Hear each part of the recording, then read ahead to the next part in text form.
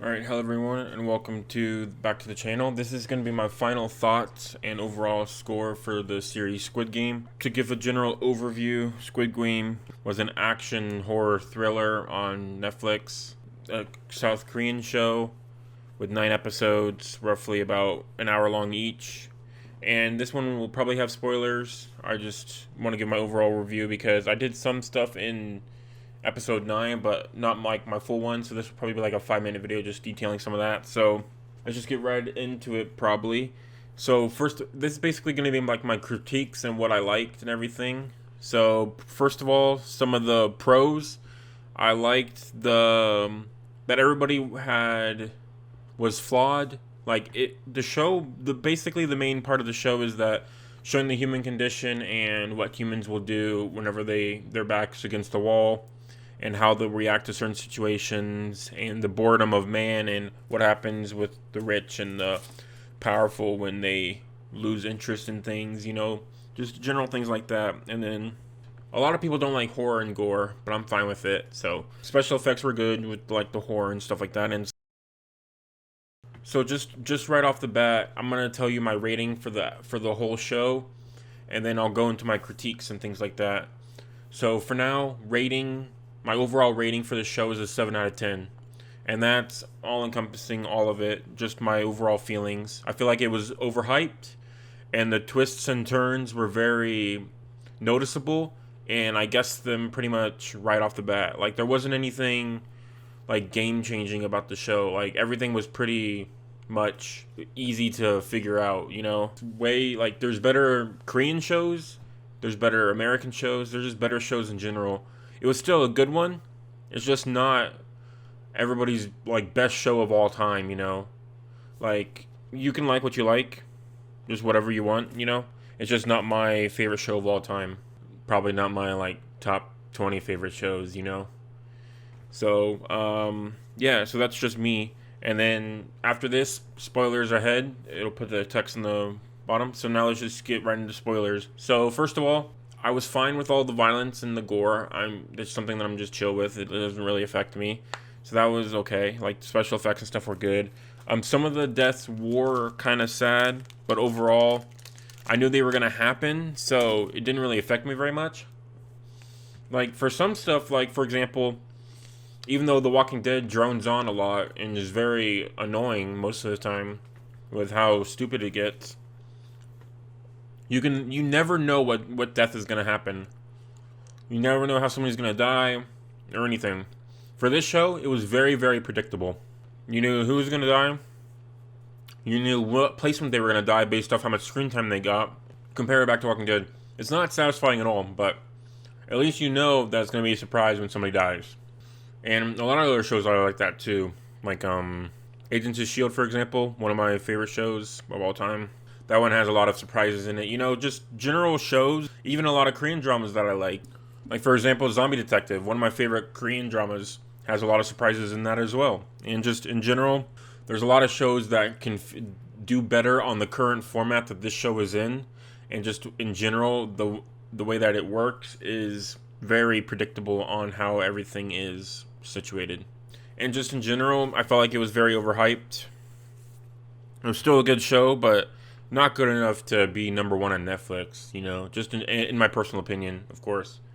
Like, if you like it, it's all you, man. I won't rag on anybody for liking the show that much, because I did enjoy it, Just to get it out of the way, even though it took the director 10 years to write the show, I feel like that's just way too long for what he wrote. I just feel like in general the writing is very, like, the main part of it is that all the human condition and how humans react to certain situations, things like that. But overall, like, the games, the character deaths, everything like that were very, very obvious on what was going to happen. Like, I knew Pickpocket was going to get 3rd place. I knew 218 was going to get 2nd place. I knew 46 was going to get 1st. Just all those kind of plot twists. Front Mask obviously was going to be the brother as soon as I first saw the episode. And I knew Front Mask had a mask on. I knew he was looking for his brother. It's like, no doubt, brother's Front Mask. Easy peasy. Some people might think it's a stretch, but just in general, I've seen TV shows before, you know. I've watched many things. It's a pretty obvious leap to jump to. 001 was not as obvious because of how well the actor played him, but everybody else was very obvious, you know.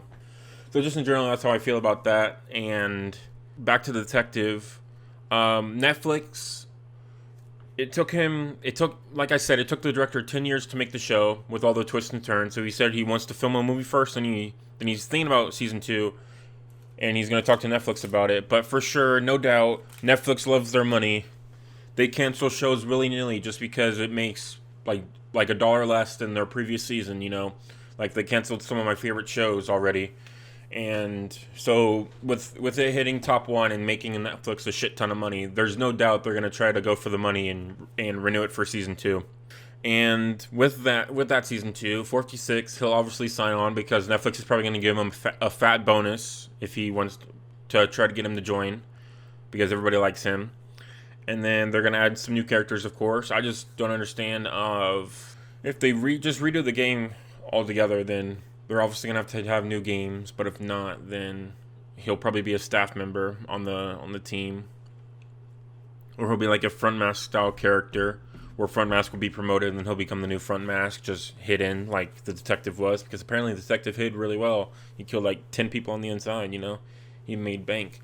And then so that's what I'm expecting somewhat. And then, of course, I kind of just disregarded it because of what the director said whenever he first wrote the show, is that he only wanted to do 1 season. So that's why I just established the detective is dead at the end of my episode 9 reaction. It made a shit ton of money for Netflix. There's no doubt in my mind that they'll make a season 2. It might not happen within the year, but it'll definitely happen because this is a good way for them to make money right now. So detective, he's alive, got shot in the shoulder, fell off the cliff into the water. People do cliff diving all the time. People are all like, well, he just fell into the water, he's dead. It's like, no, people do cliff jumping all the time, and that wasn't even that high off the cliff. And he hit smack in the water. Bullet wound hit right in the middle, right here, above his heart. Wasn't a kill shot. It was right in the shoulder up here. So he's alive. People are saying, like, the water will infect him with the bullet wound or whatever. It's like, no, it's a TV show. Like, they won't freaking give a shit about that. If anything, he'll freaking get infected, but he won't die from it. So detective is alive, and he'll be in the next season. I don't know what he'll do, but maybe he'll team up with 46 to take down his brother. But pretty much every character died except 456 and the detective, who's semi-deceased. But everybody else is pretty much gone. I guess the front mask and some of the VIPs are still alive. But just in general, that's probably what will happen. And yeah, just overall, I wanted to make this video for like my overall thoughts and things like that. The series could have been condensed down a hell of a lot. Like, I understand, like, you want to do character development or whatever, but there was a lot of stuff that just droned on forever, you know? Like, it was very, like, the pacing was really off and kind of annoying. So I feel like, just in general, it could have been, like, a 4 or 5 episode mini-series with, like, hour-long episodes. Like, 9 episodes was way too much. Like, they could have condensed some shit down, you know? Like, that's just what my feelings were. Like, I feel like it went on for way too long. Special effects were good. You knew which characters to hate because of how dickish they were. Like, that's typical in all Korean dramas. It's not just... It's pretty much what everybody's saying. Like, they've made... My drama list has gotten people in droves talking about Squid Game and that it's their first Korean drama. Korean dramas have always had the delinquent character, that crazy lady character, the kind of dumbish protagonist character, the foreigner character who's also pretty nice and strong, i.e. Fiery Priest has all those characters in it. Fiery Priest is a good show that you'll like. You know, just in general, things like that are very obvious and happen a lot. And that's just how I feel of everybody saying it's their favorite. I just don't understand it, honestly. Because I've seen... Just in my personal, you know, leave a comment down below why you think it's your favorite. But for me, it's just because I've seen a lot better stuff before. And I've seen a lot better stuff since. Just in my general opinion, it just didn't affect me as much as And I watched the trailer before the show even came out, and I was excited about watching the show, you know? Like, the trailer is on the channel, so if you're gonna say like, oh, I don't like it because it got popular, it's because that's not true, because I was watching the show before it got popular, and that might be kind of stupid to say, but that's just what I feel of the whenever people say you don't like it because it was hyped. It's like me and one other dude even watched the trailer. Everybody else only watching it because it's hyped. Like there's a lot of reaction channels that are only watching it because of that. I was gonna watch it because it's a Korean drama. Like I have another Korean drama in my docket right now that I'm gonna watch as well. But just in general, that's how I felt. I can't really think of anything else I wanted to talk about. People are saying that there's a lot of foreshadowing in the series. I took a screenshot of some dude's comment. Let me pull it up. That's his initial like foreshadowing. So Ali stole, not really since it was his paycheck, his money from his boss. In return, Sangwoo secretly stole his marbles in the marble game. And another comment disregarded that, and I agree that he didn't really steal it. It was his for sure. You know, that was kind of a leap, but everything else was true. The gangster, he jumped off the bridge to escape the mafia. He later died on the bridge game as he was pulled along. Sebok threatened to kill a smuggler, pointing a knife at his neck. She was later killed and stabbed in the exact same spot. And then Sangwoo failed suicide attempt because we see him in the beginning with like the bathtub and everything like that. And then he ended up killing himself in the final. Foreshadowing is pretty cool if it's to believe that that's what the director intended, you know. Ollie's like we said is more of a stretch than anything, but everything else kind of makes sense, which I liked.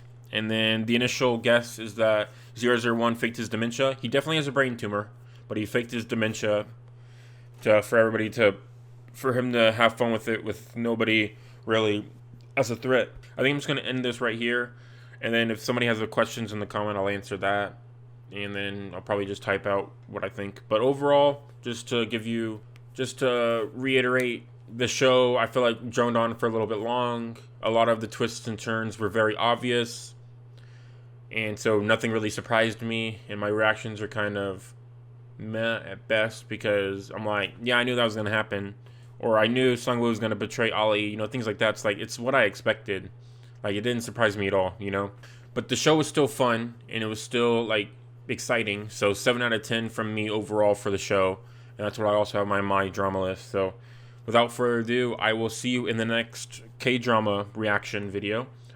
I think I'm gonna do Hellbound. It's a TV show by the Train to Busan director, and it looked pretty good. I haven't seen the trailer yet, but it's been on my list for a while because a news article announced like 5 different Netflix series, K-drama series coming to Netflix within the year, and so Hellbound looked the best for me, so I'm probably gonna watch that one. And then without further ado, I will probably react to that trailer eventually, just not right now because I have other stuff. But that's going to be it for this video. Thank you everyone for watching, and then leave a comment down below if you have any questions or want to yell at me about something, and then I'll fight you in the comments, or not, or I'll agree with you, you know, things like that. But just my personal feelings, you know. If you liked the show, that's great. If you didn't, that's great. You know, I don't really care that much. It's not something that's going to emotionally affect me.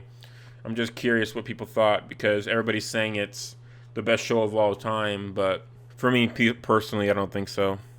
But you know, you like what you like. There's certain stuff that I like that people hate, and there's certain stuff that people hate that I like. It affects everybody differently. So thank you everyone for watching, and I will see you in the next video. Have a great day. Thank you everyone for watching. If you want to support me, like and subscribe to the YouTube channel for more content from me. And also leave a comment down below on what you think I should react to next. If you want to support me on Patreon, you can do so, and you'll get early access to videos. There's also be polls, so you can vote on what you think I should react to next. And also, if a video ever gets blocked, or there's an active community strike against it, I'll take it down off of YouTube, and I'll put it on Patreon, and I'll link it to my Dailymotion over there with the same channel name as the one I have currently, so Time to Stand. So just look it up, and you can see all the videos over there. So right now, Squid Game is purposely on Dailymotion, and there's a 2 gig maximum, so it's basically chopped up into a bunch of parts, but I made a playlist with it, and so you can find the links all to that in my Patreon. And yeah, that's going to be it. So thank you for watching, and I'll catch you in the next one. Have a great day.